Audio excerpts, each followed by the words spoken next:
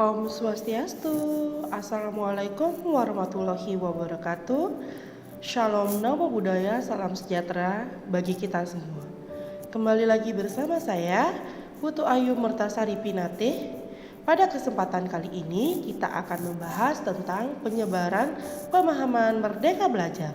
Setelah mempelajari topik Merdeka Belajar ini, diharapkan guru memiliki pemahaman gagasan dan prinsip pendidikan berdasarkan pemikiran Ki Hajar Dewantara, kemudian pemahaman untuk memfasilitasi murid agar tumbuh sesuai dengan kodratnya, dan yang terakhir penerapan pembelajaran yang memerdekakan murid.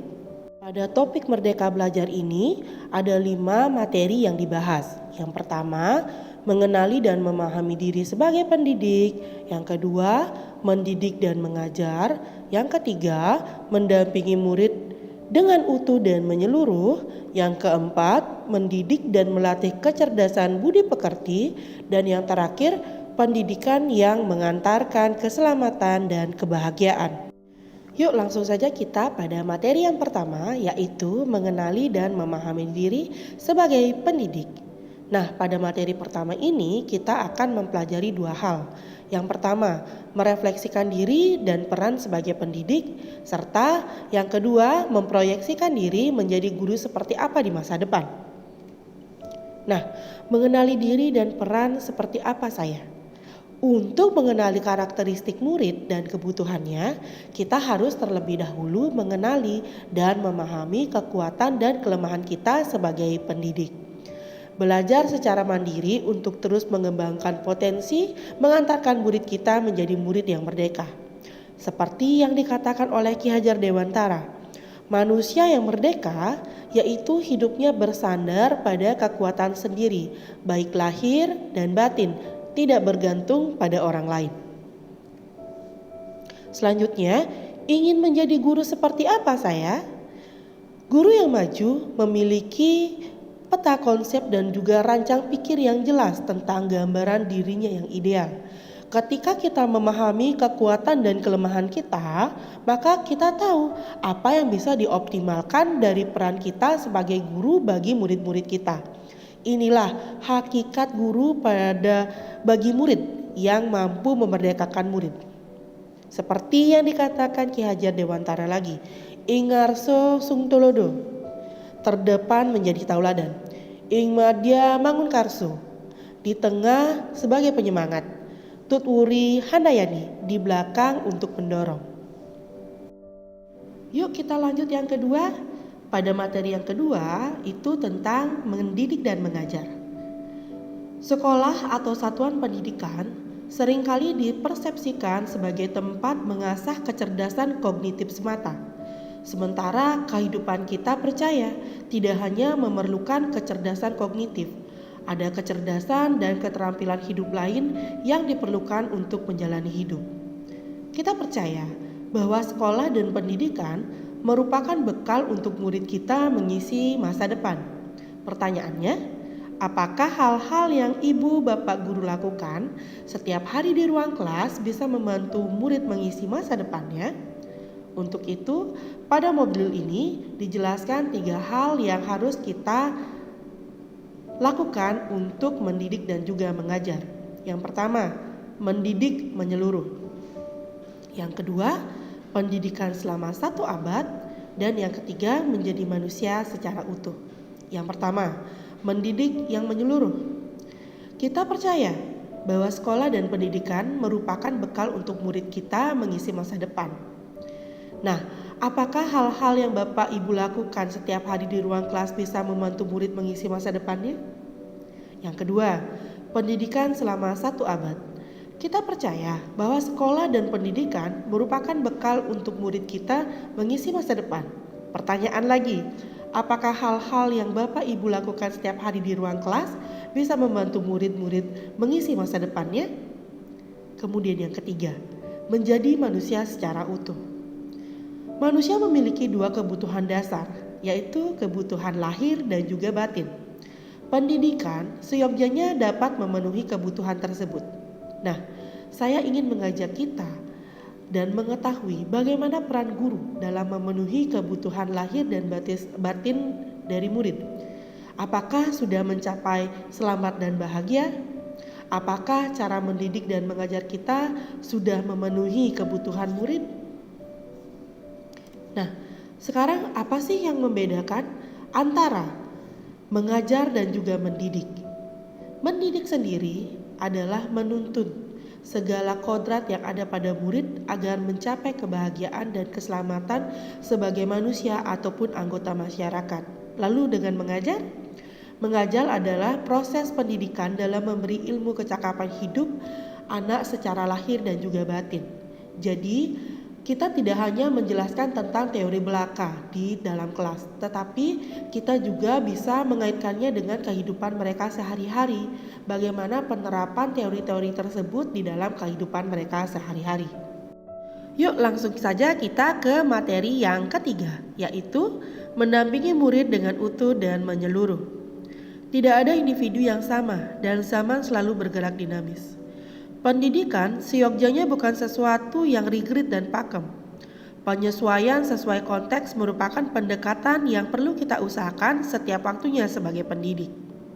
Pada video kali ini, saya ingin mengajak Bapak Ibu guru bersama-sama memahami bagaimana pendidikan yang selalu mengupayakan perubahan perbaikan dan merangkul bakat serta keunikan setiap individu.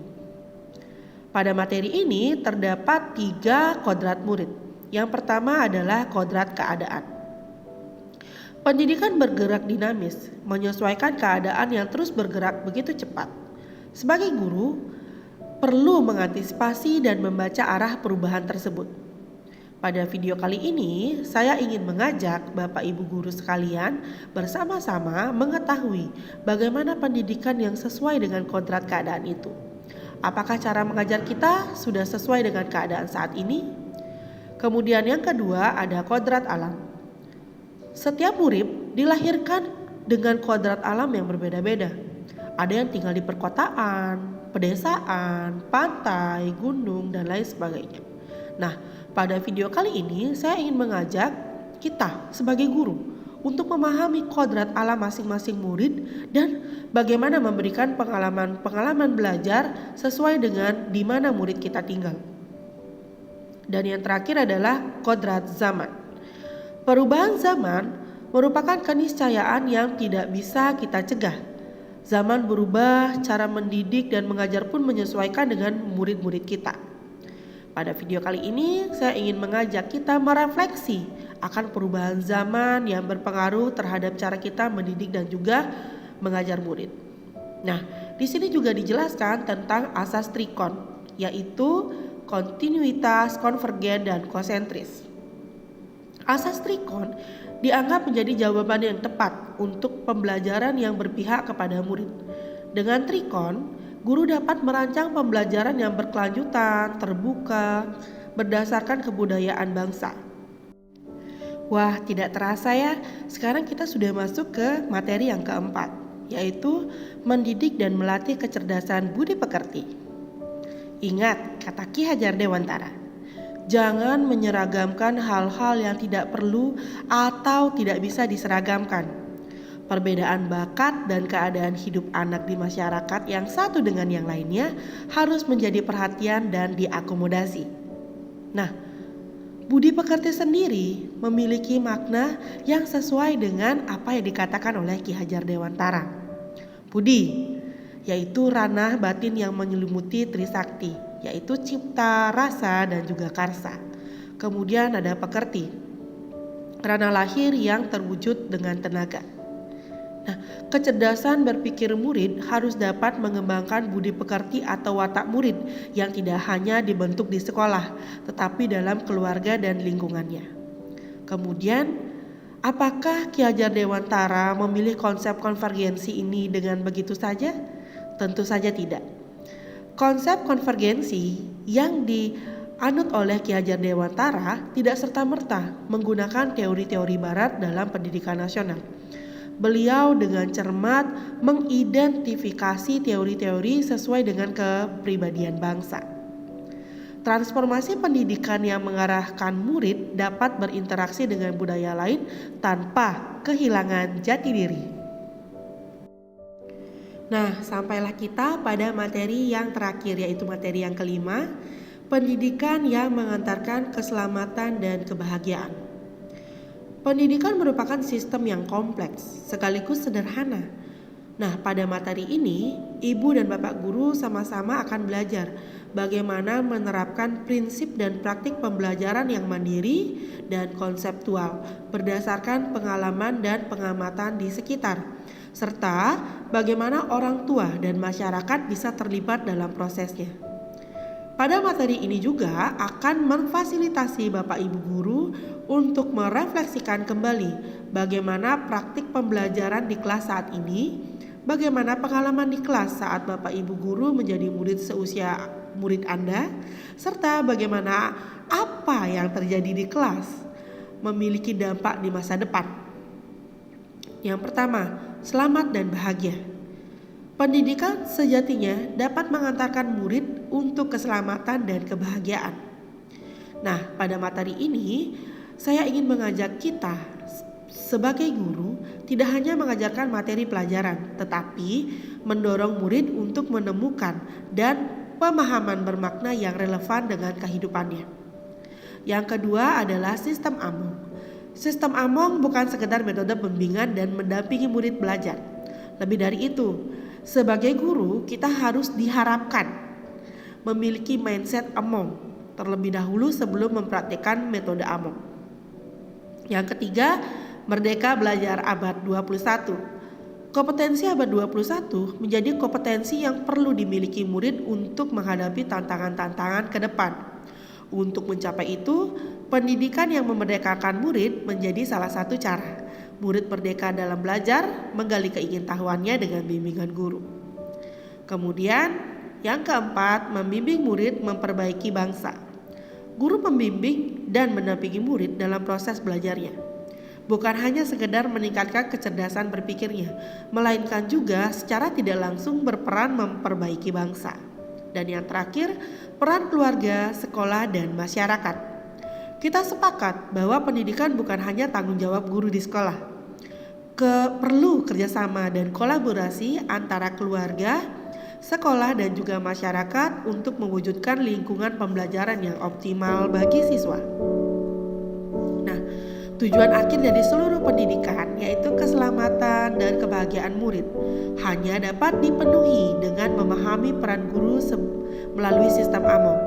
Murid generasi natif digital hidup di era kemajuan yang mengharuskan guru menjadi pendidik yang adaptif, inovatif, reflektif, kolaboratif, dan berpihak kepada murid. Nah, sekian yang dapat saya sampaikan pada kesempatan kali ini. Jangan lupa ditunggu umpan baliknya. Dan akhir kata saya ucapkan terima kasih dan sampai bertemu di video berikutnya.